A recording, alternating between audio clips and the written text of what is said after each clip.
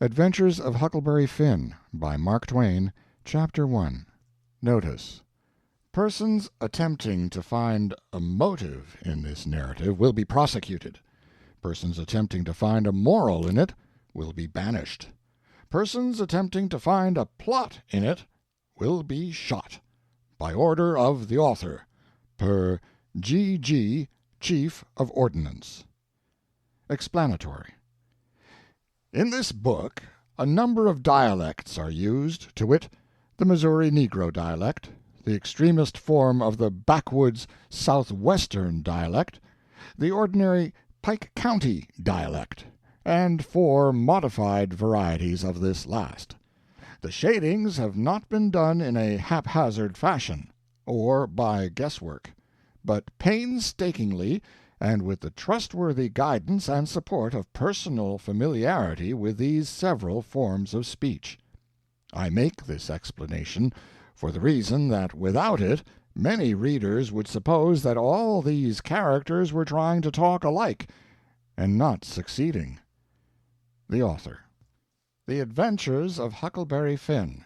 Scene: the Mississippi Valley. Time: 40 to 50 years ago. Chapter 1. Civilizing Huck. Miss Watson. Tom Sawyer waits. You don't know about me without you have read a book by the name of The Adventures of Tom Sawyer. But that ain't no matter. That book was made by Mr. Mark Twain, and he told the truth mainly. There was things which he stretched, but mainly he told the truth. That is nothing. I never seen anybody but lied one time or another without it was Aunt Polly or the widow or maybe Mary. Aunt Polly, Tom's Aunt Polly she is, and Mary and the widow Douglas is all told about in that book, which is mostly a true book, with some stretchers, as I said before. Now the way that the book winds up is this. Tom and me found the money that the robbers hid in the cave, and it made us rich. We got $6,000 apiece, all gold. It was an awful sight of money when it was piled up.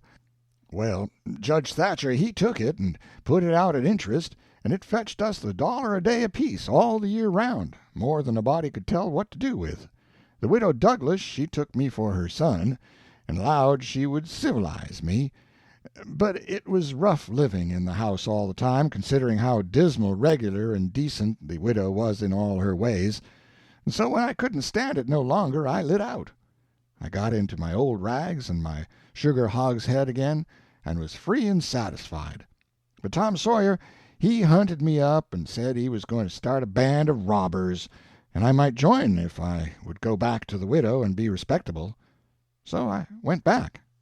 The widow she cried over me, and called me a poor lost lamb. She called me a lot of other names, too, but she never meant no harm by it.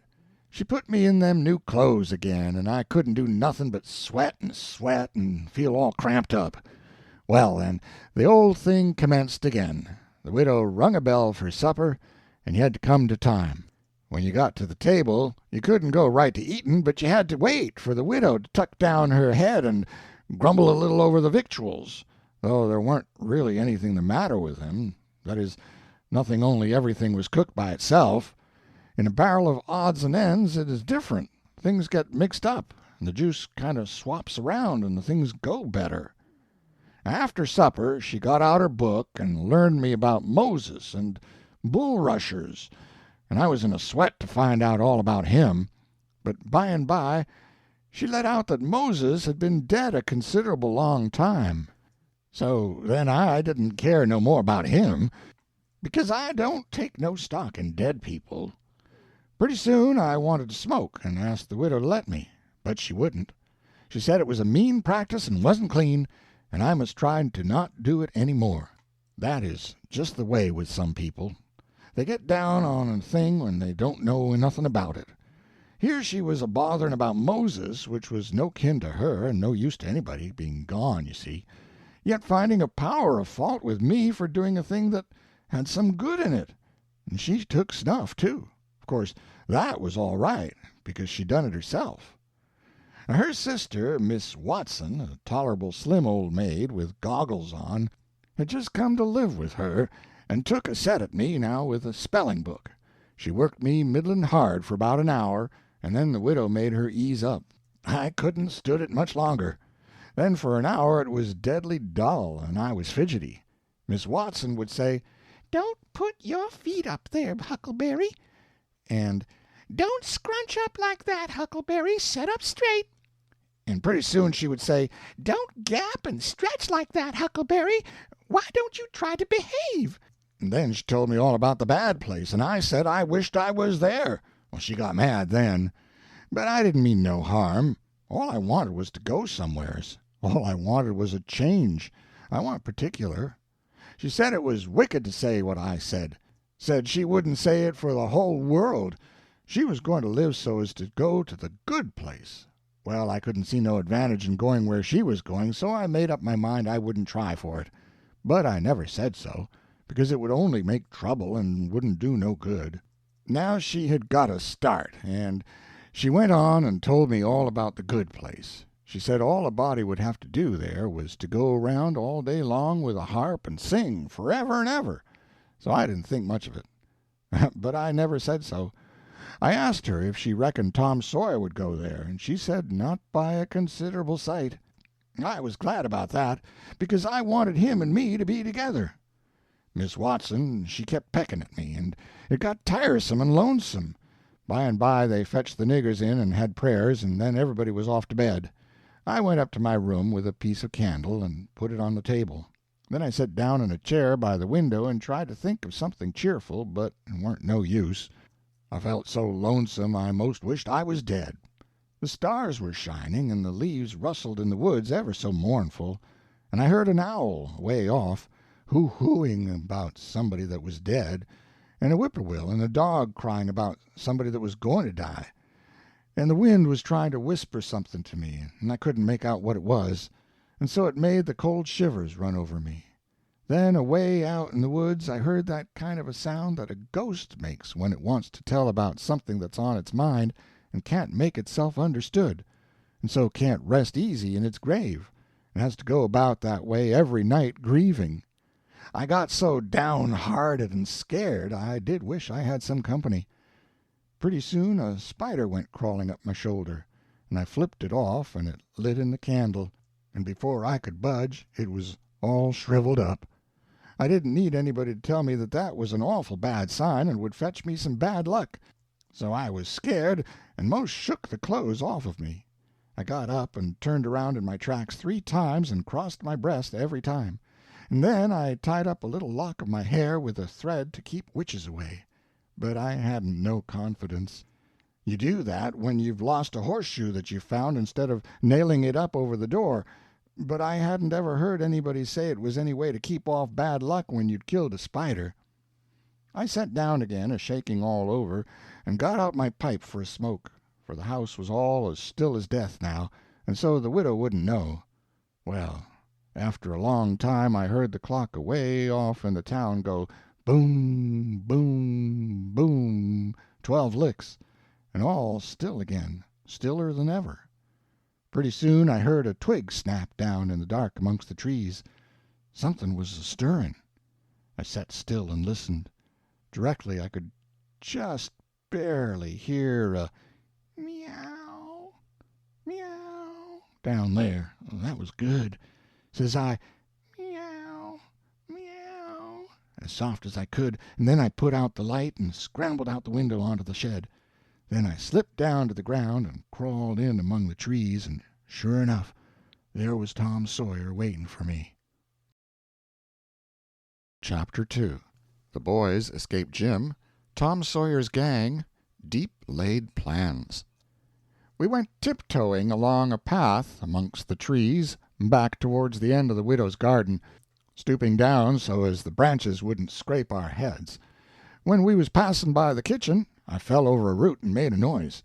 We scrouched down and laid still. Miss Watson's big nigger named Jim was setting in the kitchen door. We could see him pretty clear, because there was a light behind him.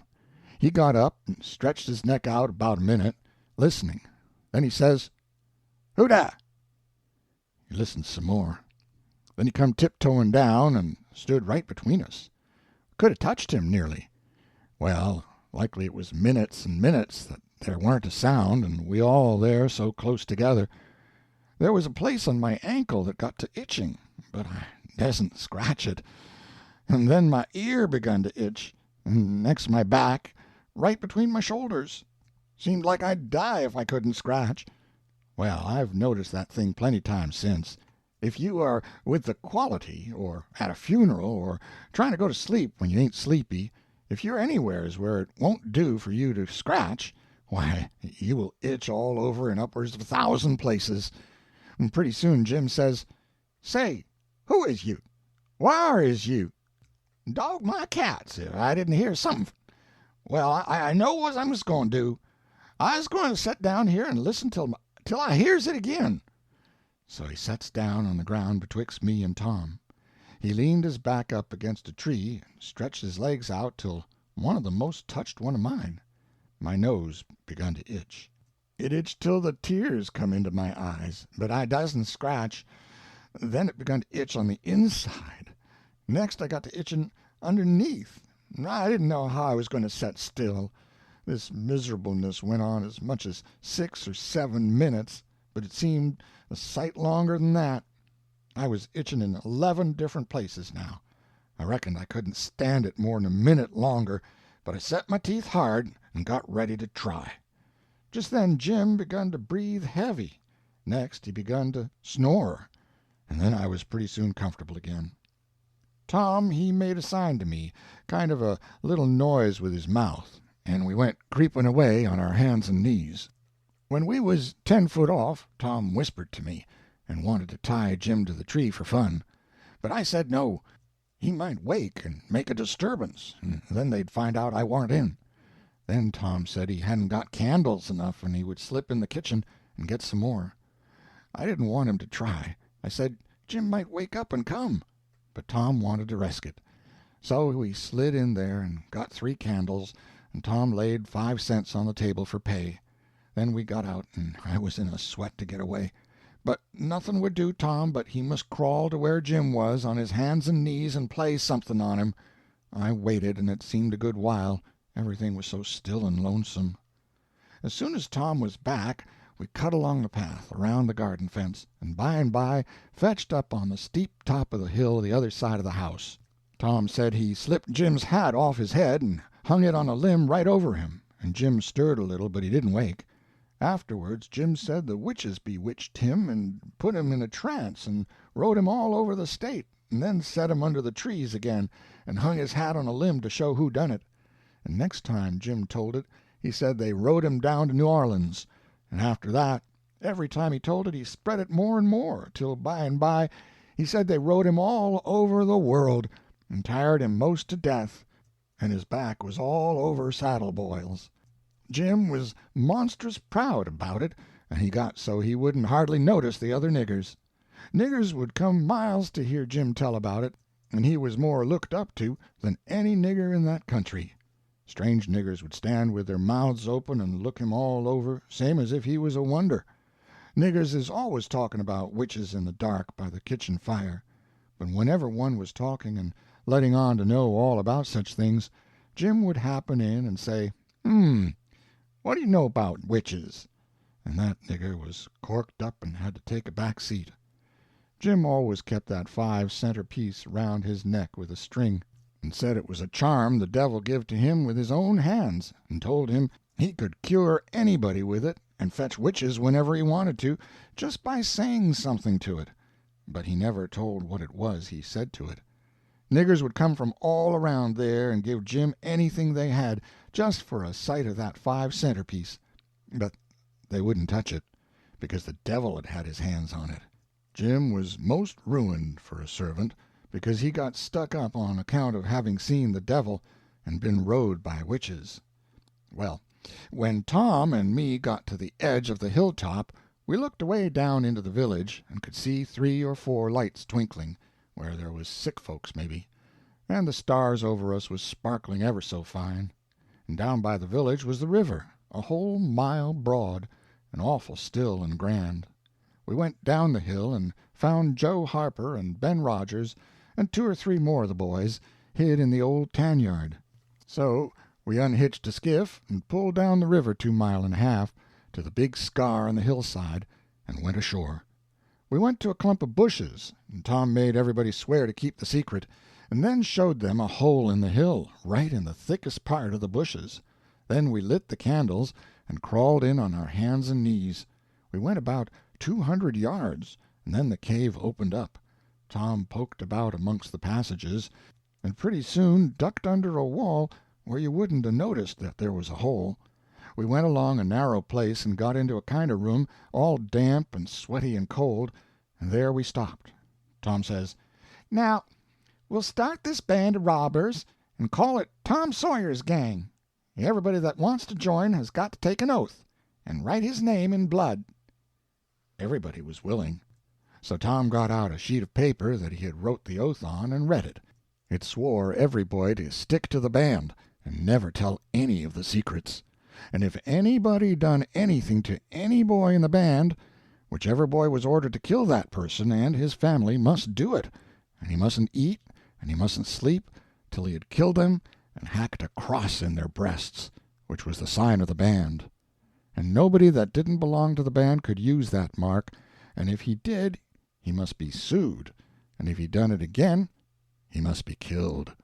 And if anybody that belonged to the band told the secrets, he must have his throat cut, and then have his carcass burnt up and the ashes scattered all around, and his name blotted off of the list with blood and never mentioned again by the gang, but have a curse put on it and be forgot forever.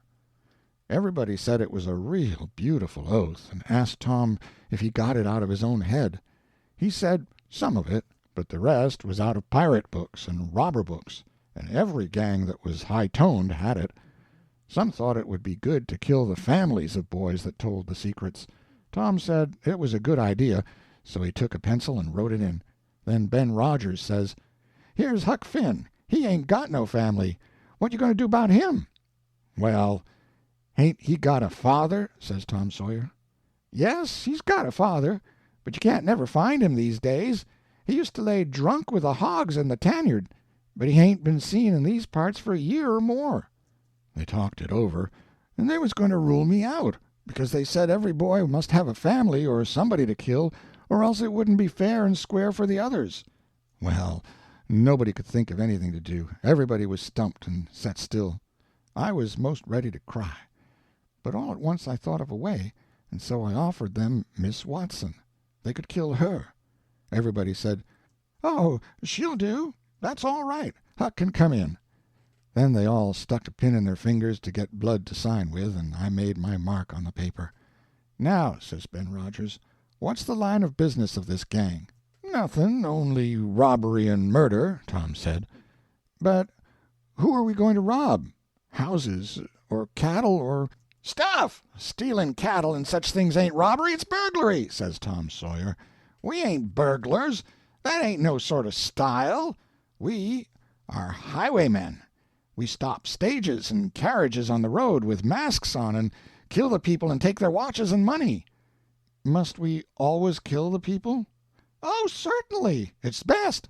Some authorities think different, but mostly it's considered best to kill them, except some that you bring to the cave here and keep them till they're ransomed." "Ransomed? What's that?" I don't know, but that's what they do. I've seen it in books, and so of course that's what we've got to do." "But how can we do it if we don't know what it is?" "Why, blame it all, we've got to do it. Don't I tell you it's in the books? Do you want to go to doing different from what's in the books and get things all muddled up?" "Oh, that's all very fine to say, Tom Sawyer, but how in the nation are these fellows going to be ransomed if we don't know how to do it to them? That's the thing I want to get at. Now, what do you reckon it is?" "Well, I don't know. But perhaps if we keep them till they're ransomed, it means that we keep them till they're dead." "Now, that's something like. That'll answer. Why couldn't you said that before? We'll keep them till they're ransomed to death. And a bothersome lot they'll be, too, eating up everything and always trying to get loose." "How you talk, Ben Rogers! How can they get loose when there's a guard over them, ready to shoot them down if they move a peg?" "A guard? Well, that is good. So somebody's got to set up all night and never get any sleep just so's to watch them. I think that's foolishness. Why can't a body take a club and ransom them as soon as they get here? Because it ain't in the books so, that's why. Now, Ben Rogers, do you want to do things regular or don't you? That's the idea. Don't you reckon that the people that made the books knows what's the correct thing to do? Do you reckon you can learn 'em anything? Not by a good deal. No, sir. We'll just go on and ransom them in the regular way. All right, I don't mind, but I say it's a fool way anyhow. Say, do we kill the women too? Well, Ben Rogers, if I was as ignorant as you, I wouldn't let on. Kill the women? No, nobody ever saw anything in the books like that. You fetch them to the cave, and you're always as polite as pie to them, and by they fall in love with you and never want to go home any more. Well, if that's the way, I'm agreed. But I don't take no stock in it.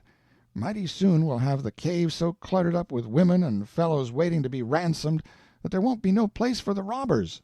But go ahead, I ain't got nothing to say. Little Tommy Barnes was asleep now, and when they waked him up he was scared and cried and said he wanted to go home to his ma, and didn't want to be a robber any more. So they all made fun of him and called him a crybaby, and that made him mad, and he said he would go straight and tell all the secrets. But Tom give him 5 cents to keep quiet, and said we would all go home and meet next week, and rob somebody and kill some people.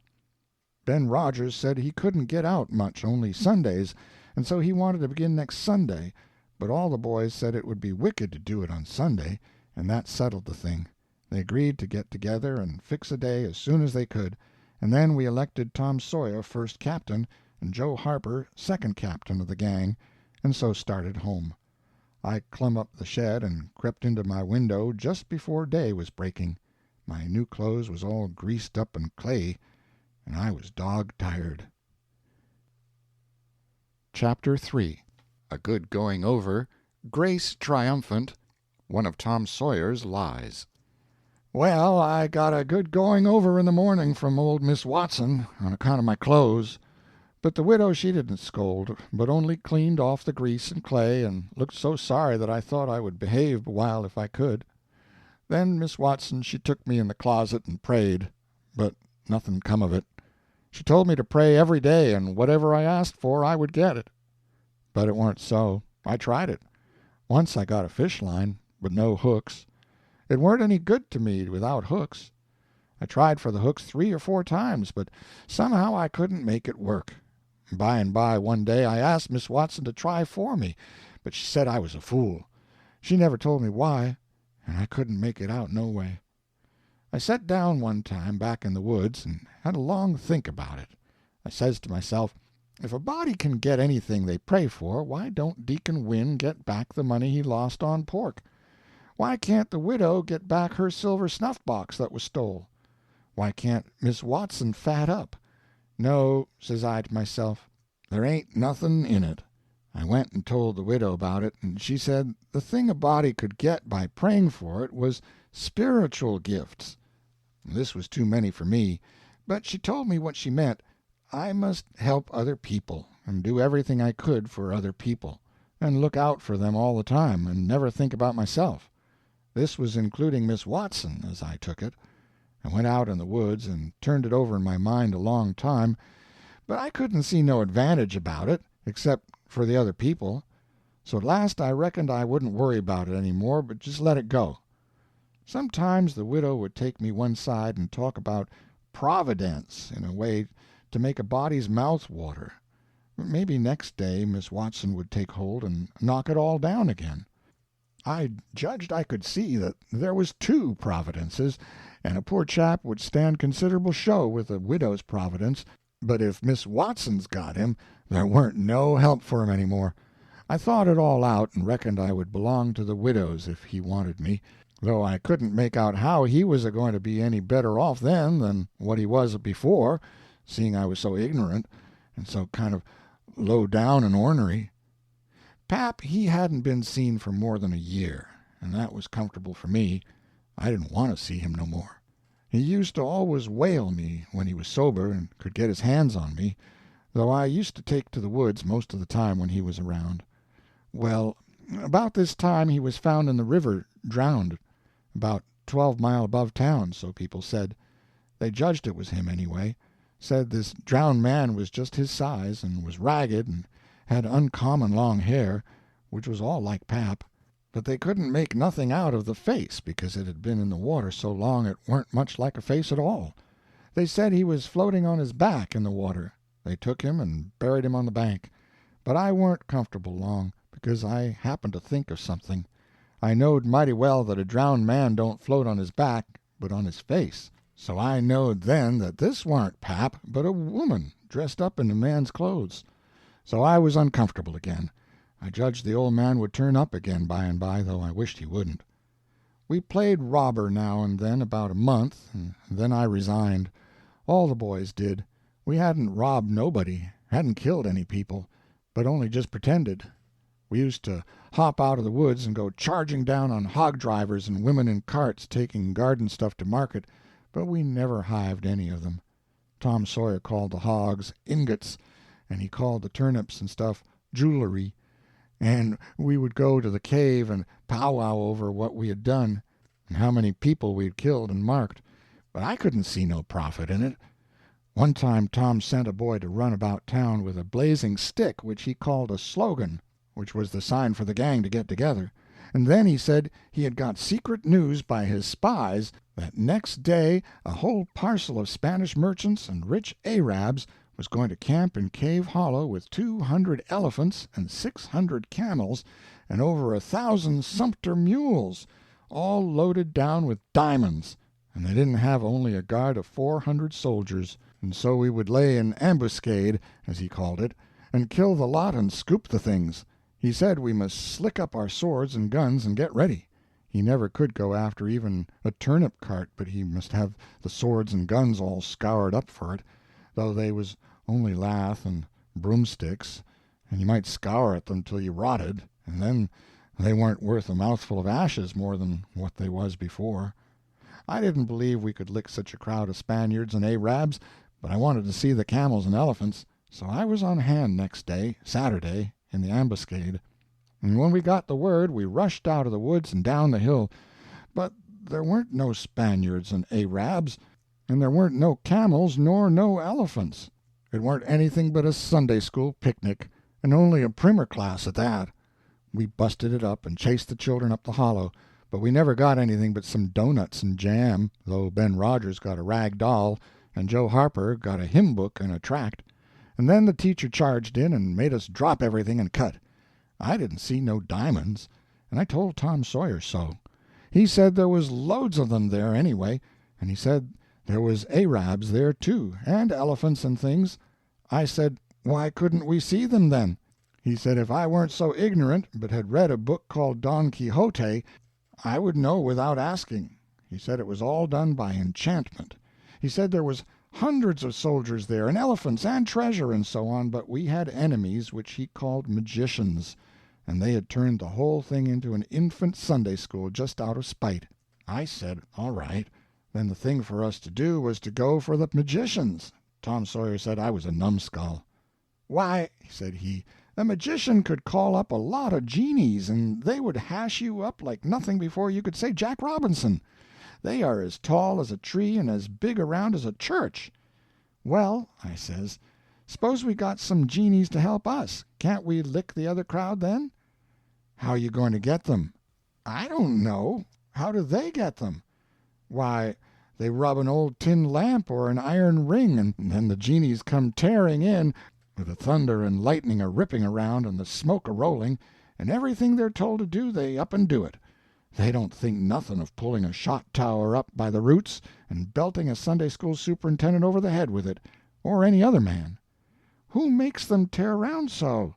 Why, whoever rubs the lamp or the ring. They belong to whoever rubs the lamp or the ring, and they've got to do whatever he says.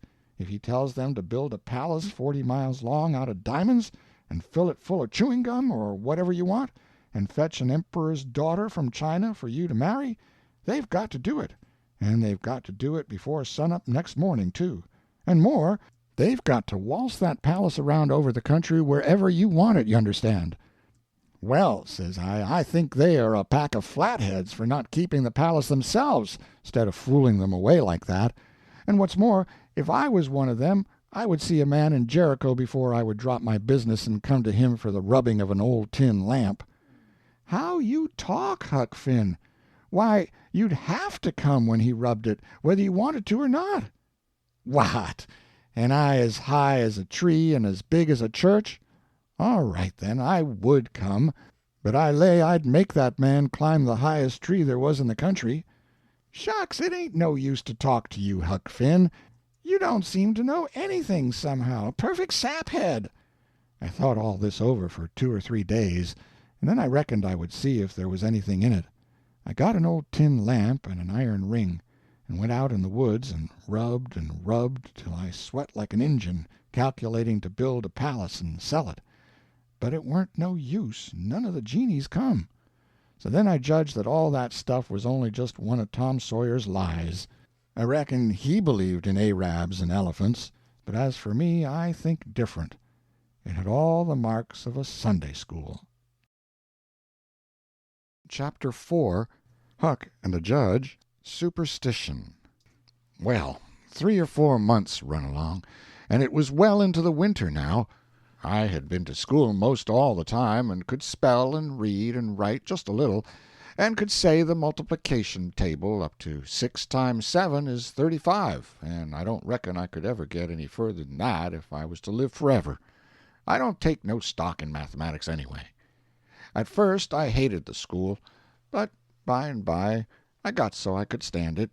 Whenever I got uncommon tired I played hooky, and the hiding I got next day done me good and cheered me up. So the longer I went to school the easier it got to be. I was getting sort of used to the widow's ways, too, and they weren't so raspy on me. Living in a house and sleeping in a bed pulled on me pretty tight mostly, but before the cold weather I used to slide out and sleep in the woods sometimes, and so that was a rest to me. I liked the old ways best, but I was getting so I liked the new ones, too, a little bit. The widow said I was coming along slow but sure and doing very satisfactory. She said she weren't ashamed of me. One morning I happened to turn over the salt cellar at breakfast.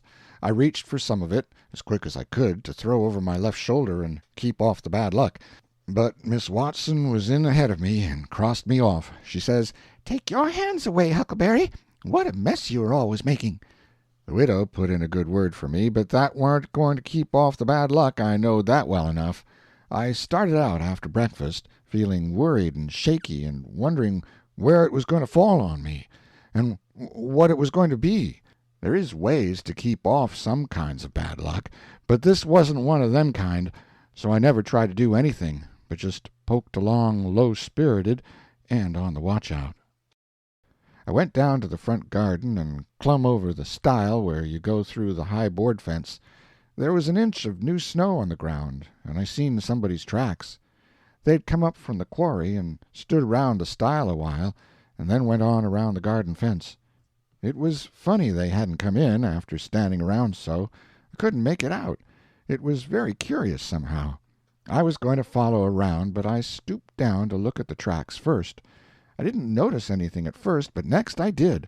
There was a cross in the left boot heel made with big nails, to keep off the devil. I was up in a second and shining down the hill.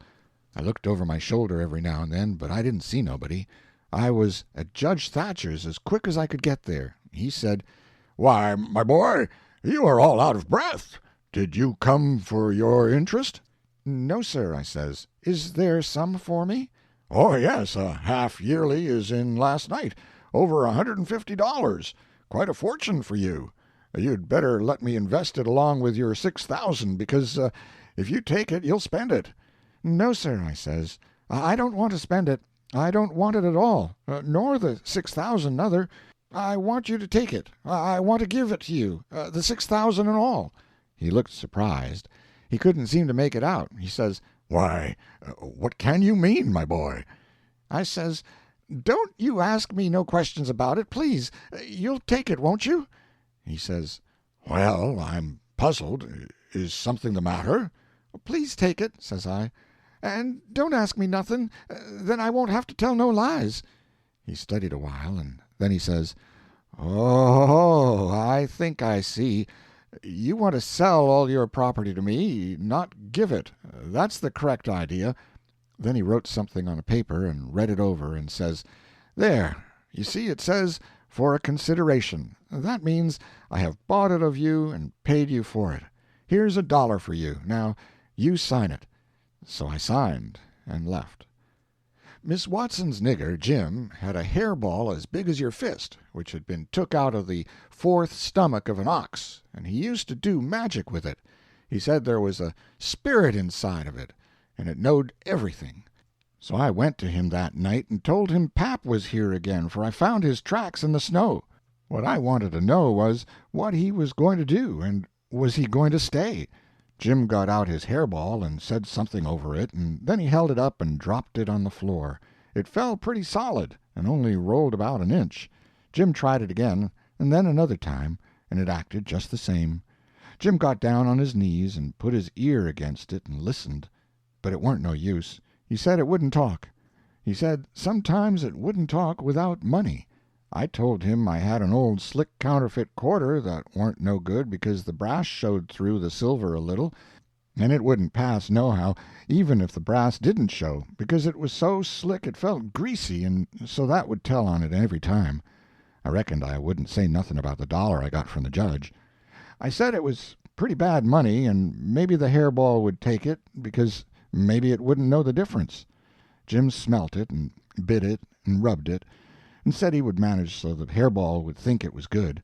He said he would split open a raw Irish potato, and stick the quarter in between, and keep it there all night, and next morning you couldn't see no brass, and it wouldn't feel greasy no more, and so anybody in town would take it in a minute, let alone a hairball. Well, I knowed a potato would do that before, but I had forgot it.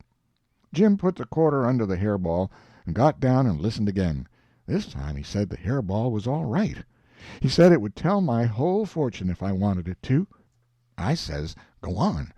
So the hairball talked to Jim, and Jim told it to me. He says, "Your father don't know yet what he's going to do. Sometimes he spec he'll go away, and then again he spec he'll stay. The best way is to rest easy and let the old man take his own way. Dey's 2 angels hovering round about him. One of 'em is white and shiny, and t'other one is black. The white one gets him to go right in a little while, den the black one's sailin' and bust it all up. A body can't tell yet which one gwine to fetch him at the last. But you is all right. You gwine to have considerable trouble in your life and considerable joy. Sometimes you gwine to get hurt, and sometimes you gwine to get sick, but every time you's gwine to get well again. Dey's 2 gals flyin' about you in your life. One of 'em's light and t'other one is dark. One is rich and t'other is po'. You's gwine to marry the po' one first, and the rich one by and by. You wants to keep away from the water as much as you can, and don't run no resk, case it's down the bills dat you's gwine to git hung."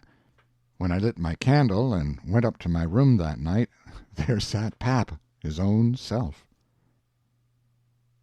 Chapter 5. Huck's Father, the Fond Parent, Reform. I had shut the door to. Then I turned round, and there he was. I used to be scared of him all the time, he tanned me so much. I reckoned I was scared now, too. But in a minute I see I was mistaken. That is, after the first jolt, as you may say, when my breath sort of hitched, he being so unexpected. But right away after I see I weren't scared of him worth bothering about. He was most 50, and he looked it. His hair was long and tangled and greasy and hung down, and you could see his eyes shining through like he was behind vines. It was all black, no gray. So was his long mixed-up whiskers. There warn't no color in his face, where his face showed. It was white. Not like another man's white, but a white to make a body sick, a white to make a body's flesh crawl, a tree-toad white, a fish-belly white. As for his clothes, just rags, that was all. He had one ankle resting on t'other knee. The boot on that foot was busted, and 2 of his toes stuck through. and he worked them now and then. His hat was laying on the floor, an old black slouch with the top caved in, like a lid. I stood a-looking at him. He set there looking at me, with his chair tilted back a little. I set the candle down. I noticed the window was up, so he had clum in by the shed. He kept a-looking me all over. By and by he says, "Starchy clothes, ver. You think you're a good deal of big bug, don't you?" "Maybe I am, maybe I ain't," I says. "Don't you give me none of your lip," says he. "You've put on considerable many frills since I've been away. I'll take you down a peg before I get done with you. You're educated, too, they say. Can read and write. You think you're better'n your father now, don't you, because he can't? I'll take it out of you. Who told you you might meddle with such highfalutin foolishness, hey? Who told you you could?" "The widow, she told me." "The widow, hey? And who told the widow she could put in her shovel about thing that ain't none of her business?" "Nobody never told her." "Well, I'll learn her how to meddle. And looky here, you drop that school, you hear? I'll learn people to bring up a boy to put on airs over his own father and let on to be better'n what he is. You lemme catch you fooling around that school again, you hear? Your mother couldn't read, and she couldn't write neither, before she died. None of the family couldn't before they died. I can't, and here you're a-swelling yourself up like this. I ain't the man to stand it, you hear? Say, let me hear you read." I took up a book and begun something about General Washington and the wars. When I'd read about a half-minute he fetched the book a whack with his hand and knocked it across the house. He says, "It's so. You can do it. I had my doubts when you told me. Now, looky here. You stop that putting on frills. I won't have it. I'll lay for you, my smarty, and if I catch you about that school I'll tan you good. First you know you'll get religion, too. I never see such a son." He took up a little blue and yaller picture of some cows and a boy, and says, "What's this?" "It's something they give me for learning my lessons good." He tore it up, and says, "I'll give you something better. I'll give you a cowhide." He set there a-mumbling and a-growling a minute, and then he says, "Ain't you a sweet-scented dandy, though? A bed, and bedclothes, and a looking-glass, and a piece of carpet on the floor, and your own father got to sleep with the hogs in the tan-yard. I never see such a son. I bet I'll take some of these frills out of you before I'm done with you.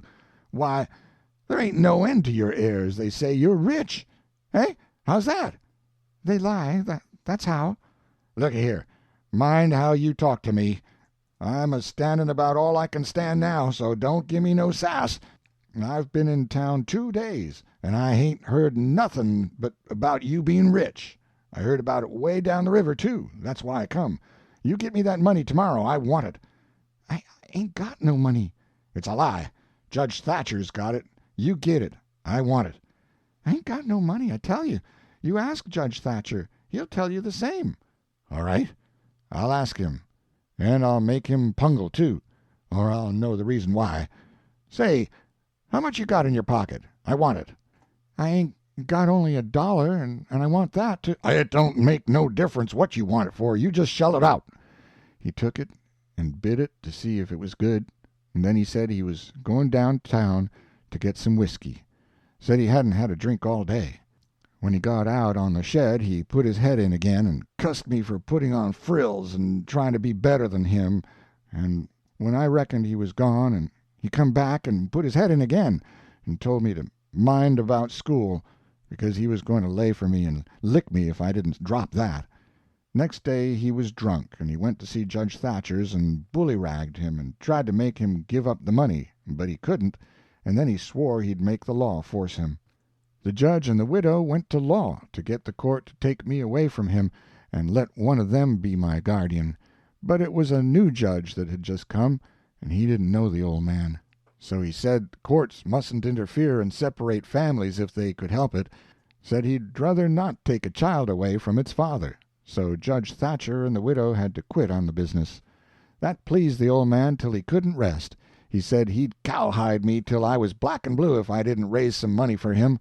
I borrowed $3 from Judge Thatcher, and pap took it and got drunk, and went a-blowing around and cussing and whooping and carrying on. And he kept it up all over town with a tin pan till most midnight.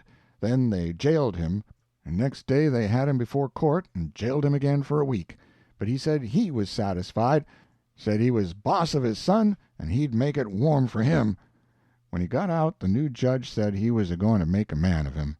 So he took him to his own house and dressed him up clean and nice, and had him to breakfast and dinner and supper with the family, and was just old pie to him, so to speak. And after supper he talked to him about temperance and such things till the old man cried, and said he'd been a fool, and fooled away his life, but now he was a-going to turn over a new leaf and be a man nobody wouldn't be ashamed of, and he hoped the judge would help him and not look down on him. The judge said he could hug him for them words. So he cried, and his wife she cried again. Pap said he'd been a man that had always been misunderstood before, and the judge said he believed it. The old man said that what a man wanted that was down was sympathy, and the judge said it was so. So they cried again. And when it was bedtime the old man rose up and held out his hand and says, "Look at it, gentlemen and ladies all. Take a hold of it. Shake it. There's a hand that was the hand of a hog, but it ain't so no more. It's the hand of a man that started in on a new life, and he'll die before he'll go back. You mark them words. Don't forget I said them. It's a clean hand now. Shake it. Don't be afeard." So they shook it, one after the other, all around, and cried. The judge's wife she kissed it. Then the old man he signed a pledge, made his mark. The judge said it was the holiest time on record, or something like that. Then they tucked the old man into a beautiful room which was the spare room, and in the night sometime he got powerful thirsty and clumb out on the porch roof and slid down a stanchion and traded his new coat for a jug of 40 rod, and clumb back again and had a good old time. And towards daylight he crawled out again, drunk as a fiddler, and rolled off the porch and broke his left arm in 2 places, and was most froze to death when somebody found him after sunup. And when they come to look at that spare room they had to take soundings before they could navigate it. The judge he felt kind of sore. He said he reckoned a body could reform the old man with a shotgun, maybe, but he didn't know no other way.